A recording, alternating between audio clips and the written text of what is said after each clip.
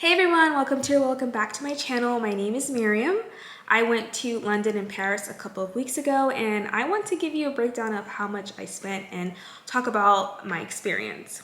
I find these videos super interesting when I decide to travel. I like to watch travel vlogs. I want to know how much someone spent and whether it was expensive or cheap. I want to know how the food was. So I hope that you guys find this helpful. I spent a total of $3,497.04. I know that was a lot. Let's start off with Paris. So I have a travel credit card. Anytime I want to book my flight or hotel, I'll do it through the travel portal. So it already showed me the time I wanted to go to Paris and London was the wrong time. Like, it was all red. Of course, because it's near Christmas. But I still got like $1,200 off of my flights because of my travel point. But I spent a total of $673.04 for my flights. I didn't have to pay like an extra fee for baggage or seats. It was just the $600. The hotel that we stayed at was in the 9th district. It was called a Hotel Rocha. I forgot how to pronounce it. It will be on the screen. But we stayed there for 2 nights. It was a total of $252.04. That's not too bad. When I travel, I make sure that the hotels are like max $150 per night. It was a nice hotel. Breakfast was included. So we were in Paris for 3 days. So it was best to buy the 3-day pass in order to use the metro system. It was perfect. I highly recommend you buying the 3-day pass or any of the passes available if you're staying for more than 3 days. It's just perfect. I think I calculated the cost of the metro for 1 day, and that was $16 just for 1 day. So $25 for 3 days is perfect, especially if you're going to all the touristy places.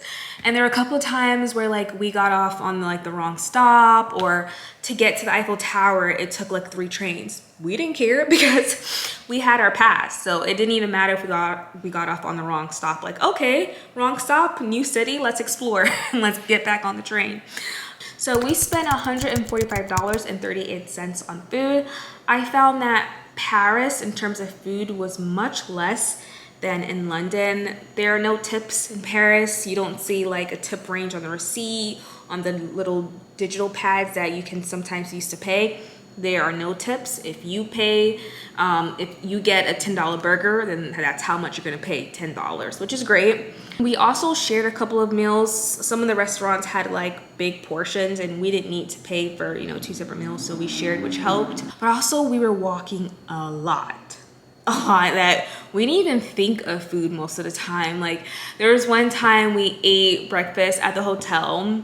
We went walking, we were walking the Eiffel Tower, to the museum, to this and that. And by the time we knew it, it was 4 p.m. and we haven't even eaten. Which is great because we saved money. I mean, we're not trying to starve ourselves. Don't get me wrong, but like, we just forgot about food because we were just walking around. And when you're visiting a new country and you're there for a limited time, you want to see as much as you can. And sometimes food is not on your mind. You're just trying to like see, a whole bunch of things. So that did help. We were up at 8 and we got back to the hotel at 8 p.m. So yeah. So I had a budget of $80 for souvenirs. I actually paid $12.91 for my souvenirs. I got like a couple of magnets, a shot glass, stuff like that. So the total amount that I spent in Paris was $1,108.37. That's not bad, not bad. Now let's move on to London. Okay, London was a little bit more pricey. Okay, the flight from London to Dallas was $15.80.78. And on top of that, there was this baggage fee. I don't understand why there's a baggage fee. It's international. Like, why not allow at least one free checked bag? So we had to pay $73.36 for our baggage. I don't know why. From Dallas to Paris, it was less for the flights and the bags were free. From London to Dallas, the flights are more expensive and we have to pay an additional fee for bags. I don't get it.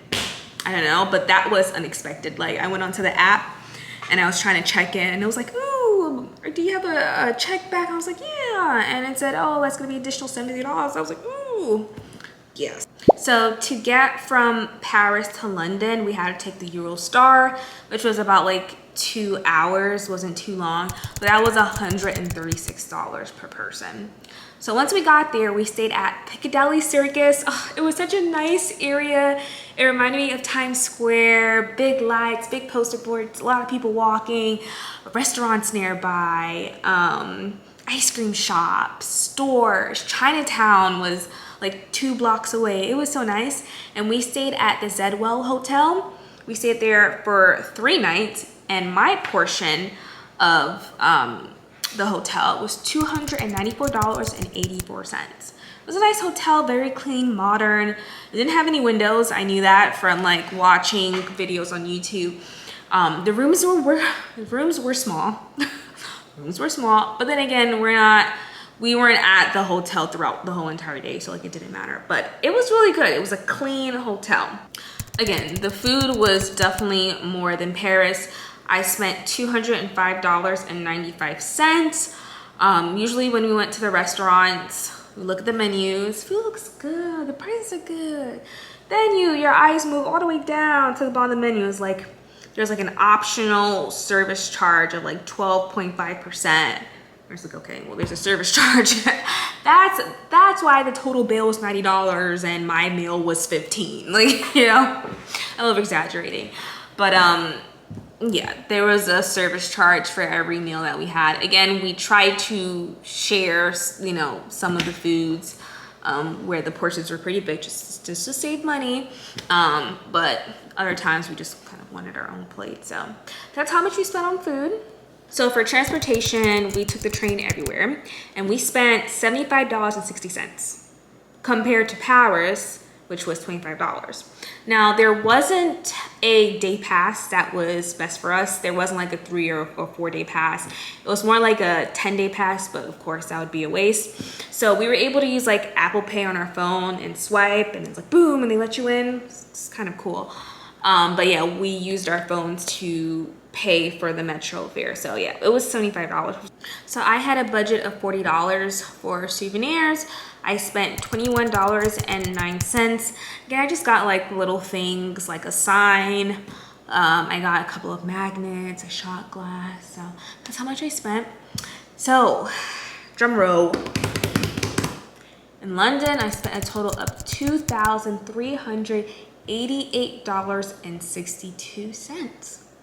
That's how much I spent in London.